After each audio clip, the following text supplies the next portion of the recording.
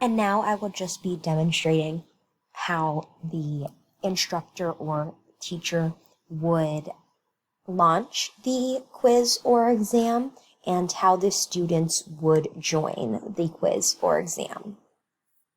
So here under the Launch tab, we go to Quizzes,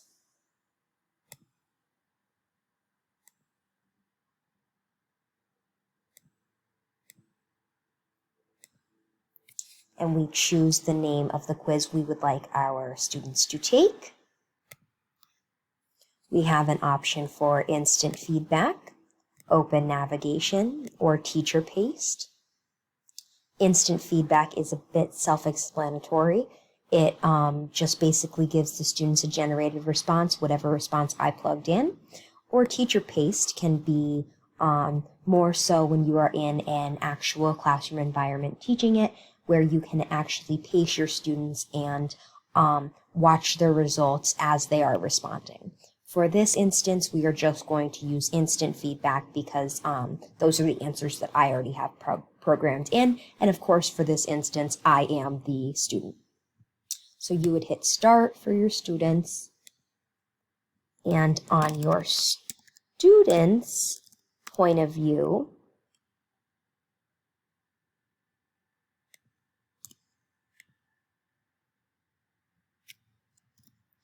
they will have to type in their room name, enter their actual first name or last name, and then their quiz will begin.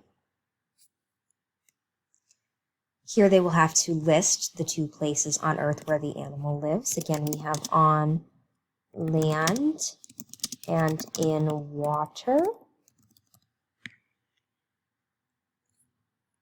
It tells them whether or not they got the answer correct, reads the question to them again, and then gives them the correct answer results.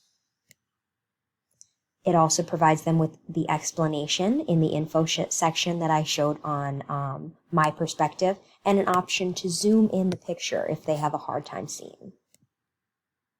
They click OK, and they move on to the next question.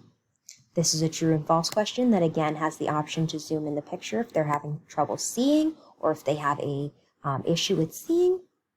They will click true, submit their answer, and of course they have the explanation, the correct answer, and the question again. Here I have food, water, and shelter to prompt their response.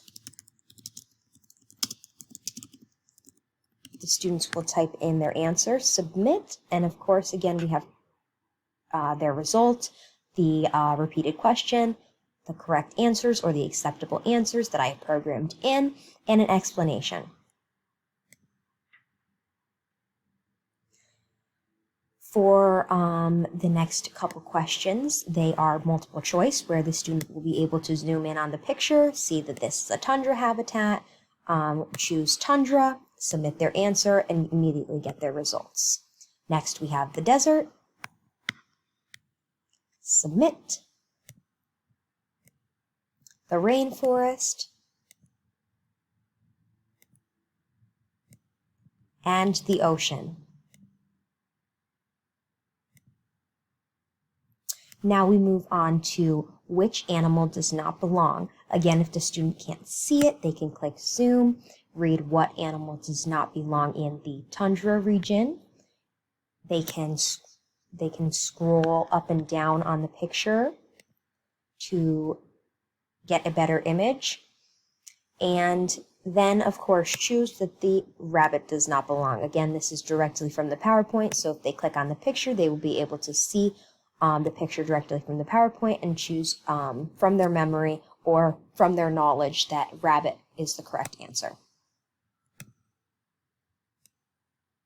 Next, we have which animal does not belong in the ocean. Again, they can pull it up to see all of the animals and a larger form of the image. I think the reason why I can't scroll on this right now is just because I am recording with Screencast-O-Matic, so the screen operations are a bit sensitive.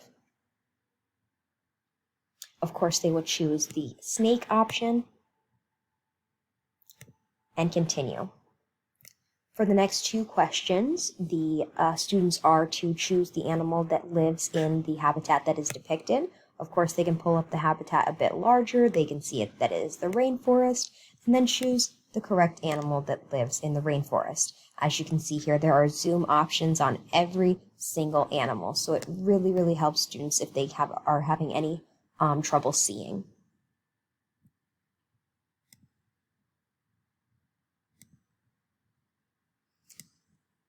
Next, we have the desert habitat, and of course, the students will choose between the four animals, which animal belongs in the desert habitat, which is the camel.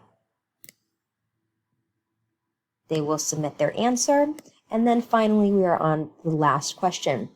As you can see here, it is a bit hard to see this picture, so this is where the zoom option comes in handy. They can pull this up, see it is the tundra, the ocean, the rainforest, and the desert, and they can type their answer right in here. We have tundra, ocean, rainforest, and desert. The students will submit their answer. And just for this one, I, of course, typed it incorrectly so that we could have a demonstration on an incorrect answer. If the students were to type it incorrectly, I could go back in and on my behalf or the instructor's behalf and recorrect their question, because as I said before, it is case sensitive. So the results and launch page give us the option as instructors to give our students those points back. Here are some of the options of the correct answer, the explanation, and then as I showed before, what it looks like to get a question incorrect.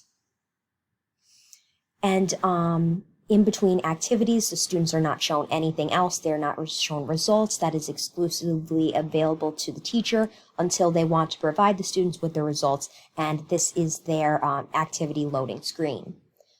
Basically, that is all that the students have to do. Like I said before, they can operate this app or program through their iPad or through their phone. I think it's awesome that it's compatible for many Apple products because, of course, a lot of students are not able to pull out their phones during school, especially younger students.